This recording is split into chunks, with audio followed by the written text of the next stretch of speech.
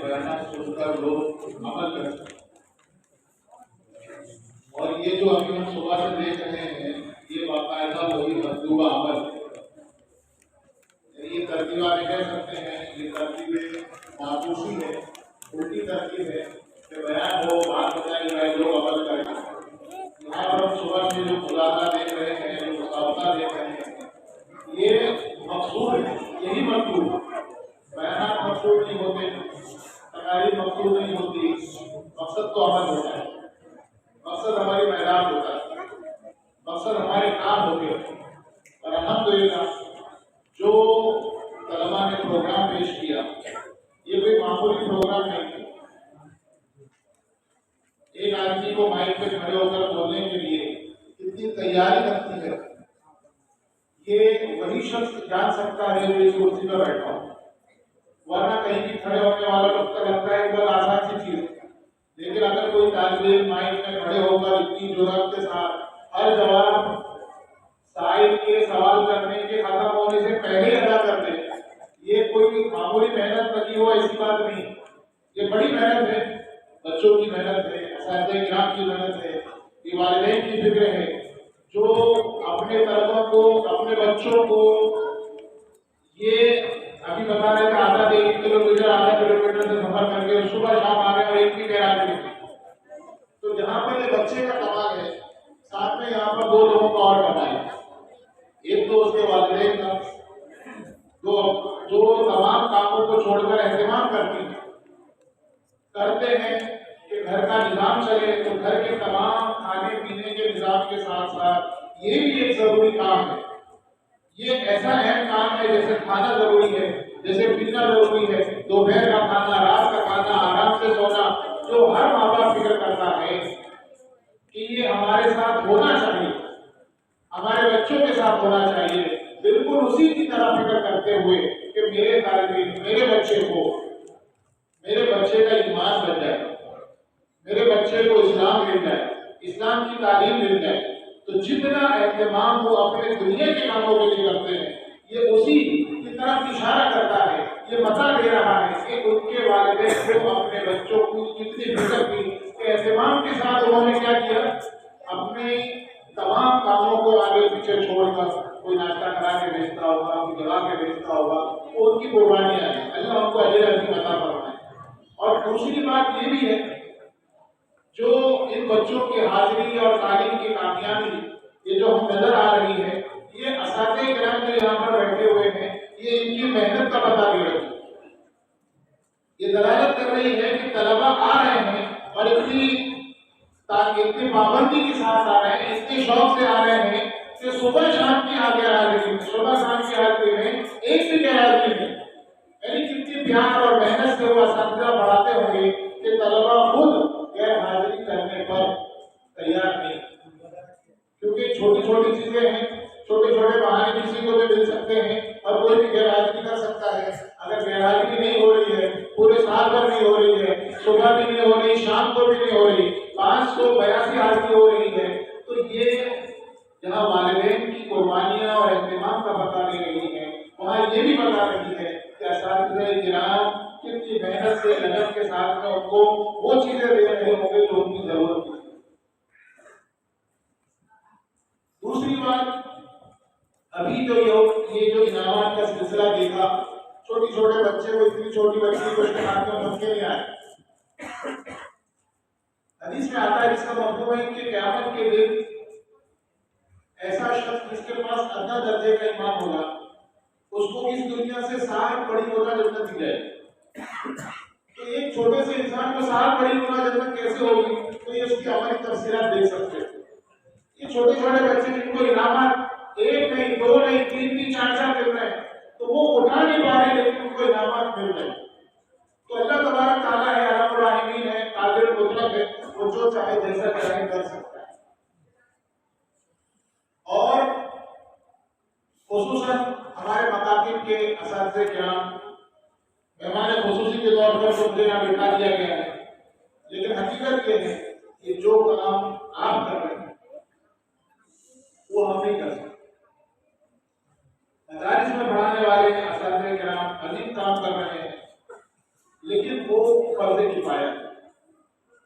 اور مکاتب میں پڑھانے والے اساتذہ کرام اس دینی ضرورت کو پورے کرنے والے اساتذہ کرام یہ واقعی قابل تقریر ہے، ان کا جتنا اکرام کیا جائے کم ہے۔ یہ امت کے فرض عین کو طلب العلم کی فریضۃ علی کل مسلم و مسلم کہ علم کا حاصل کرنا یہ ہر مسلمان پر فرض ہے، یہ فرض عین کی بات ہے۔ مدارس میں جو پڑھا جاتا ہے، مدارس میں جو پڑھا جاتا ہے وہ فرض کفایہ والا ہے۔ عالم دین بننا، عالم دین بننا یہ امت کا ایک فرض کفایہ ہے۔ ایک امت کے کچھ طبقہ اگر اس کو حاصل کر لیتا ہے تو وہ پوری امت کے لیے کافی ہو جائے گا، پوری امت کی اس سے رہنمائی مل جائے گی۔ لیکن ہر مسلمان کے لیے یہ ضروری ہے کہ وہ دین کے جس شعبے میں، وہ دنیا کے جس شعبے میں ہو، دین کا اس کا کیا تقاضا ہے وہ یہی مکتب سے اس کو حاصل ہو کر جائے گا۔ بمبئی میں ابھی کرونا ختم ہوا 2 سال پہلے تو کئی جگہ پر پارٹیاں ہوئی کہ پارٹی، اور اس بات کی پارٹی رکھی گئی کہ ایک ایسا دور ہم نے گزار دیا جس میں ہم زندہ بچ گئے، زندہ بچ گئے۔ یعنی کرونا میں بہت سے لوگ مر گئے، ہم لوگ زندہ بچ گئے، یعنی کرونا کی وبا سے ہم بچ گئے۔ تو بچ گئے تو اس کی خوشی میں کیا کر رہے ہیں؟ پارٹی دے رہے ہیں، دعوتیں دے رہے ہیں۔ ایسا ہی ایک المیہ ہمارے برادری میں بھی ہوا۔ کرونا کے بعد ایسے حالات آئے کہ لوگوں نے اپنا یہ خیر حکومت تعلم القرآن وعلم کا مشورہ کیا کر دیا؟ چھوڑ دیا۔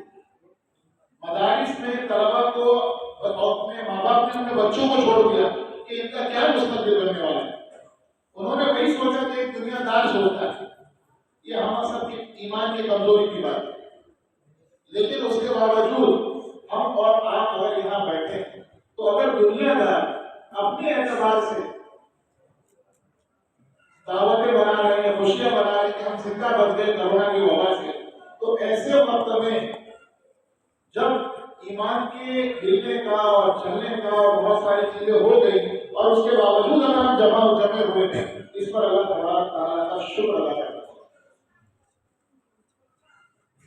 قرآن میں اللہ تعالیٰ فرماتا ہے حسب الناس ان یترکوا ان یقولوا آمنا وهم لا یفتنون۔ لوگوں نے یہ سوچ رکھا ہے کہ ہم پڑھیں گے لا الہ الا اللہ محمد رسول اللہ، ہم ایمان والے ہیں، اور ہمیں آزمایا نہیں جائے گا، ہماری آزمائش نہیں ہوگی۔ یہ آزمائش بڑی مختصر ہے، چاہے وہ 950 سال کی آزمائش کیوں نہ ہو۔ نوح علیہ السلام کا واقعہ، انبیاء علیہ السلام کے تمام واقعات اسی بات کو بتاتے ہیں۔ تسلی حضور پاک صلی اللہ علیہ وسلم کو، جہاں حضور پاک صلی اللہ علیہ وسلم کی تسلی کے لیے پورے قرآن کریم میں انبیاء کے واقعات بھرمار ہیں۔ کیوں؟ تاکہ حضور پاک صلی اللہ علیہ وسلم کو تسلی ہو کہ میں حق بات پر ہوں، میں صحیح کر رہا ہوں، اللہ تبارک تعالیٰ کا رسول ہوں، ان کو میں سنا رہا ہوں، لیکن ترقی ان کو ہو رہی ہے۔ یہ دنیا کے اعتبار سے غالب آ رہے ہیں اور ہماری دنیا کے اعتبار سے کچھ بھی نہیں، ہماری دنیا کے اعتبار سے کچھ بھی نہیں۔ حضور پاک صلی اللہ علیہ وسلم اور انبیاء کے واقعات کہ آپ جس حال میں ہو، آپ کی یہ پریشانی عارضی ہے، آپ جو پریشانی جھیلو گے اور حشر میں قیامت کے دن ہم آپ کو وہ انعامات دیں گے کہ اب دنیا آپ سوچو گے، تمنا کرو گے کہ میری زندگی کا ہر پل ایسا گزرتا کہ مصیبت اور آفتوں میں گزر جاتا، تو جو مجھے حشر میں آخرت میں ملے گا، مل رہا ہے، وہ یہاں اس کے مقابلے میں تو بہت زیادہ ہے۔ خاص کر ہماری برادری کو تاریخ کے واقعات، سیرت کے واقعات پڑھنا چاہیے، حضور پاک صلی اللہ علیہ وسلم کی زندگی پڑھنا چاہیے۔ ہم وارثین انبیاء ہیں، جہاں ہمیں لگے گا کہ ہم مشکل حالات سے گزر رہے ہیں، مشکل دور سے گزر رہے ہیں، وہاں پر وہ تسلی کا سامان ہوگا۔ ہم نے جیسے ہی وارثین انبیاء کا ہمیں سند ہمیں ملی، ہم وارث انبیاء کے کام میں لگ گئے تو ساتھ میں دنیا کے مسائل اور آزمائشیں بھی ہمارے ساتھ بڑھ گئی۔ کیوں؟ ہم اس کام میں ہیں جہاں حضور پاک صلی اللہ علیہ وسلم 9 میل تک سفر کر رہے ہیں، حضور پاک صلی اللہ علیہ وسلم کے بارے میں آتا ہے جس کا ہے مفہوم کہ اگر وہ نہ ہوتے تو کائنات سجائی نہیں جاتی. اللہ تبارک تعالیٰ 9 میل چلوا رہے ہیں. کہاں معراج کا سفر کروایا تو ایک لمحے کے اندر دنیا سے باہر لے گئے, ساتوں زمین ساتوں آسمان کا سیر کرا دی, اور ایک لمحے کے اندر قرآن کو واپس آ کے ان کے بستر پر پہنچا دیا. لیکن وہی حضور پاک صلی اللہ علیہ وسلم جب طائف جاتے ہیں اور طائف سے اللہ کی دعوت دے کر لوٹتے ہیں تو وہ لوگ اپنے شریف بچوں کو لگا دیتے ہیں. 9 میل تک وہ پتھر مار رہے ہیں, معمولی نہیں ہے. حضور پاک صلی اللہ علیہ وسلم چلے جا رہے ہیں اور لوگ پتھر مار رہے ہیں. حضور پاک صلی اللہ علیہ وسلم کو پتھر مارے جا رہے ہیں.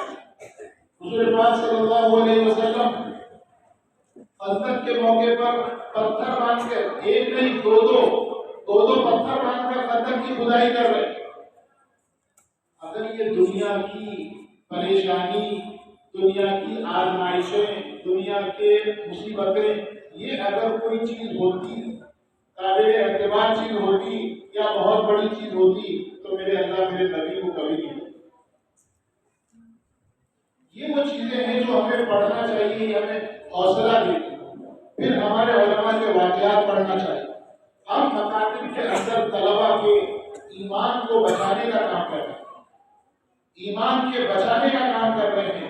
یہ مدارس میں علماء کا کام الگ ہے, لیکن مکاتب میں جو ہم کام کر رہے ہیں یہ اسلام کی ریڑھ کی ہڈی کی حیثیت رکھتا ہے. آپ یہاں پر طلبا کے اندر جو چیز پیدا کر رہے ہیں, کیونکہ بچپن میں جو چیز ان کے دلوں میں جم جاتی ہے وہ مرنے تک جاتی نہیں. میری اپنی ذاتی مثال میں دوں کہ میں حافظ بن گیا.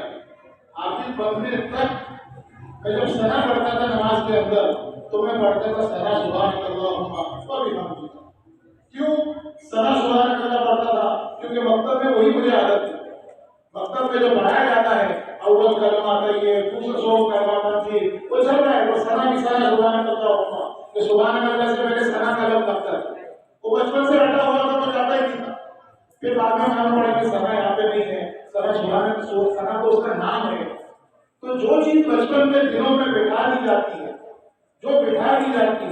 وہی کیا کرتی ہے, وہ مرنے تک وہی باقی رہتی ہے. اب اس طلبا کو دیکھو, وہ بچے سوالات کے جوابات کیسے دے رہے ہیں, کون سی دعا کب پڑھی جاتی ہے, کیسی پڑھی جاتی ہے, ان کا جوش دیکھیے, ان کا جذبہ دیکھیے. جس جذبے سے انہوں نے یاد کیا ہے وہ مرتے دم تک اتنے چھوٹنے والی نہیں.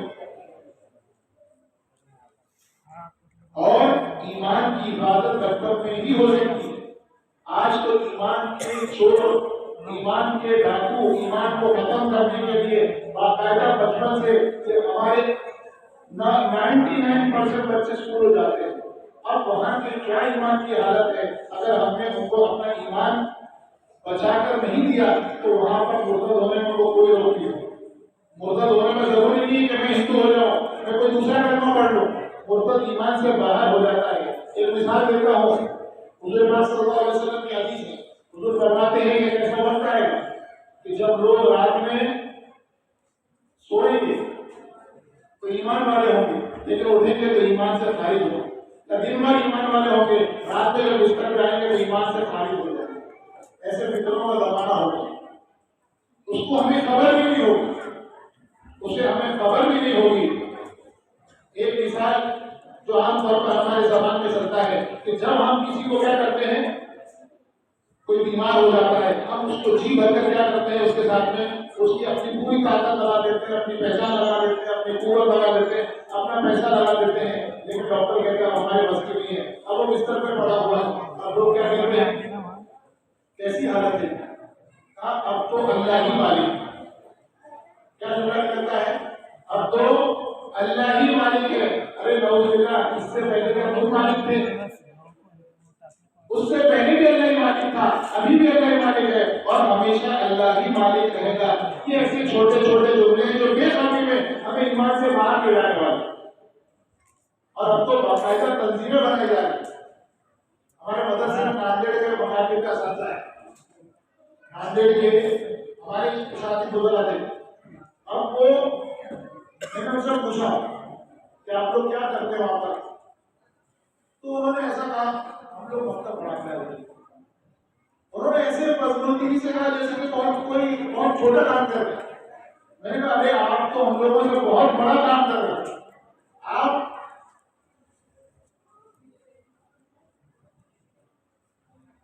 आप लोगों की ईमान की, बच्चों की ईमान की हिफाजत कर रहे हैं।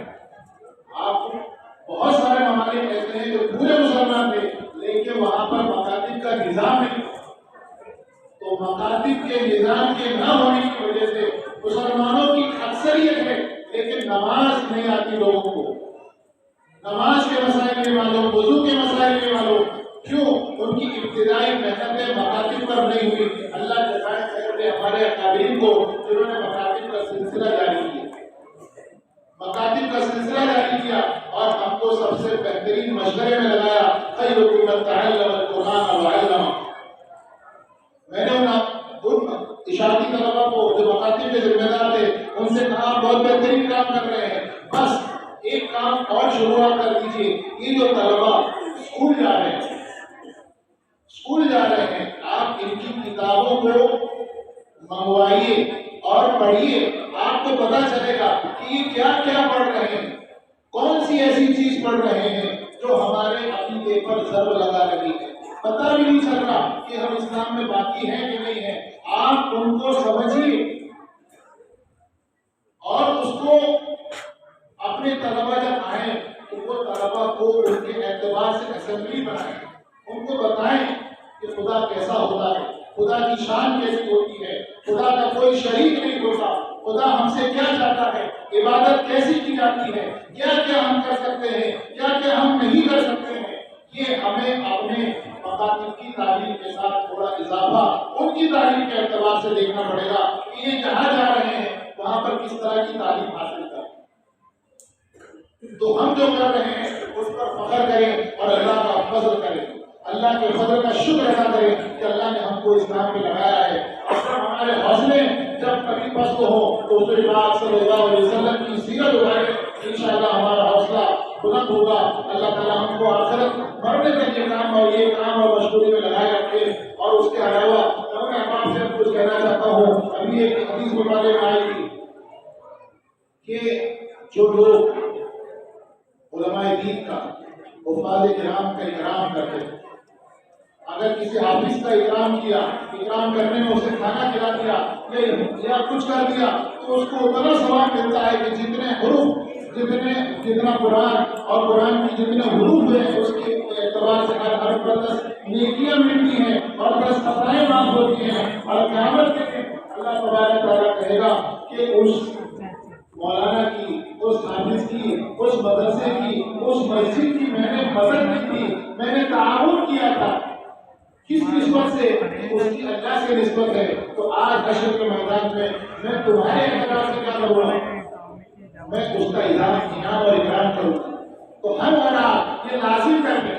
आज हर एक अपने पास मोबाइल रखता है और उसका कम से कम रिचार्ज ये 200 रुपए का होता है।